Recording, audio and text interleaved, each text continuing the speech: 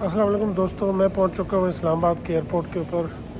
अभी 4 बजे मेरी फ़्लाइट है। अभी 3:15-20 हुई हैं और मुझे जल्दी से जाके बस अपनी बोर्डिंग जो है वो प्रॉबली स्टार्ट हो चुकी होगी, तो अपनी फ़्लाइट में जाना है। थोड़ा सा इस्लामाबाद के जो एयरपोर्ट है उसको मेरे पीछे आप देख सकते हैं। ये जैसे ही आप इमिग्रेशन से निकलते हैं तो ये नज़ारा है आपके सामने।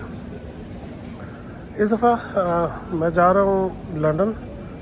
अब लंदन जो है वो मेरा स्टे है तकरीबन 10-12 दिन का, और फिर लंदन से हमने जाना है यूरोप, और यूरोप का एक एक्सटेंसिव ट्रिप करने के बाद इंशाल्लाह अगस्त 5 को वापस आऊँगा। आज है जुलाई की 14 और अगस्त 5 को वापसी है, तो काफ़ी लंबा टाइम है। बहुत सारे व्लॉग आने वाले हैं। आई होप आप लोग एंजॉय करेंगे, और अगर आपको अभी तक मेरा ये चैनल पसंद आया तो please do like and subscribe. चलते हैं जहाज़ की तरफ। जब आप इमिग्रेशन से अपने पासपोर्ट को स्टैम्प करवा के सिक्योरिटी से निकलते हैं तो आपके सामने ये जगह आती है। यहाँ पे राइट साइड पे ए गेट्स हैं और लेफ़्ट साइड के ऊपर बी के गेट हैं, 1 2 3 4 5। ये एयरपोर्ट जो कि फ्यूचर की रिक्वायरमेंट को मद्देनज़र रख कर बनाया गया है, इसलिए यहाँ पे 90 लाख लोगों की गुंजाइश है। और अभी चूँकि इतना लोड नहीं है तो आपको पूरा जो एयरपोर्ट है वो खाली खाली नज़र आता है। यहाँ पे 15 बोर्डिंग ब्रिज हैं इस नए एयरपोर्ट पे, जहाँ पे जहाज़ डायरेक्टली आके बिल्डिंग के साथ लग जाते हैं। इसके अलावा 7 चेक इन काउंटर्स हैं और बहुत बड़ी फैसिलिटीज़ हैं। देखिए, एक बहुत अच्छी बात यह है कि ये एक वर्ल्ड स्टैंडर्ड का एयरपोर्ट है, इसमें कोई शक नहीं है। हाँ, साइज़ जो है वो छोटा बड़ा हो सकता है, लेकिन इसकी जो ख़ास बात है वो ये है कि ये बिल्कुल इंटरनेशनल स्टैंडर्ड का बना हुआ है। बाहर अभी भी बहुत तेज़ बारिश हो रही है। जब मैं एंटर हो रहा था एयरपोर्ट पे तो बहुत सख्त बारिश थी, और अभी मैं देख सकता हूँ कि अभी भी बाहर बहुत सख्त बारिश हो रही है। इस दफ़ा मैंने अपने आप को एक चैलेंज दिया था कि मैं सिर्फ एक बैग पैक में ट्रैवल करूँगा, बिकॉज नॉर्मली मैं बहुत ही हैवी पैकिंग के साथ ट्रैवल करता हूँ।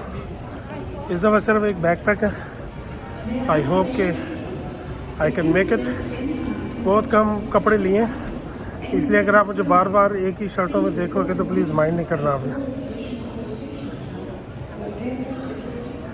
B3 जो है वो ये मेरे पीछे है, तो B3 पे चलते हैं।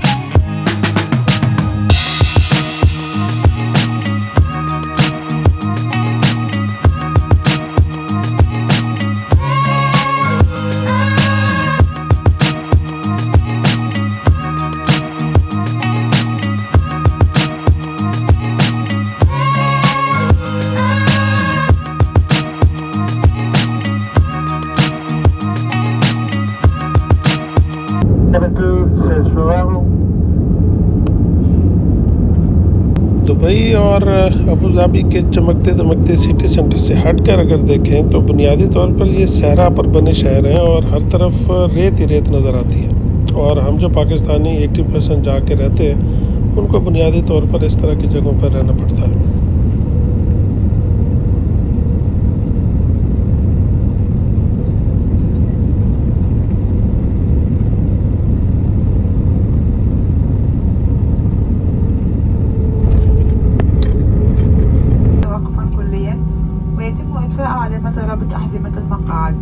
يرجى أخذ الحيطة والحذر عند فتح الخزائن العلوية والتأكد من أخذ جميع أغراضكم الشخصية معكم. शुरू में मैं समझता था कि हम सिर्फ पाकिस्तानी उतावले होते हैं, लेकिन जितना भी मैं सफ़र करता गया बाद में एहसास हुआ कि दुनिया में हर जगह एटलीस्ट जहाज़ में तो ऐसा ही होता है कि जैसे ही जहाज़ रुकता है सब उठ के खड़े हो जाते हैं।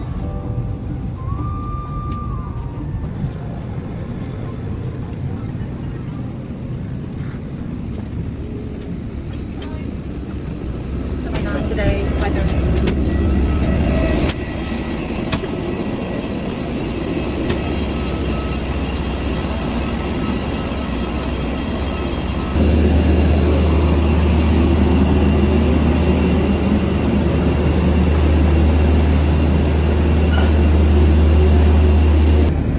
अबू धाबी एयरपोर्ट की जो टर्मिनल 1 और 3 हैं वो इतनी ज़्यादा बड़ी बिल्डिंग्स नहीं हैं, जबकि इत्तेहाद एयरवेज़ बहुत जल्दी तरक्की कर गई और फ़्लाइटें बहुत हैं, इसलिए ज़्यादातर जो फ़्लाइटें हैं वो बोर्डिंग ब्रिज पे नहीं लगती बल्कि उनको दूर खड़ा किया जाता है और फिर बस के ज़रिए आपको एयरपोर्ट के टर्मिनल तक पहुँचाया जाता है। अभी हम एयरपोर्ट टर्मिनल पे पहुँच गए।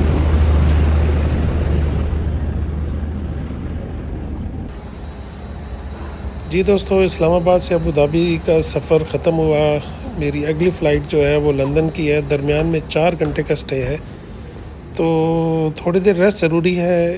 यहाँ पे करते हैं इस व्लॉग को ख़त्म। अगला व्लॉग जो है वो पार्ट 2 इंशाल्लाह दोबारा पोस्ट करूँगा। उसमें फिर आपको अबू धाबी एयरपोर्ट और वहाँ से लंदन तक का सफ़र शेयर करेंगे।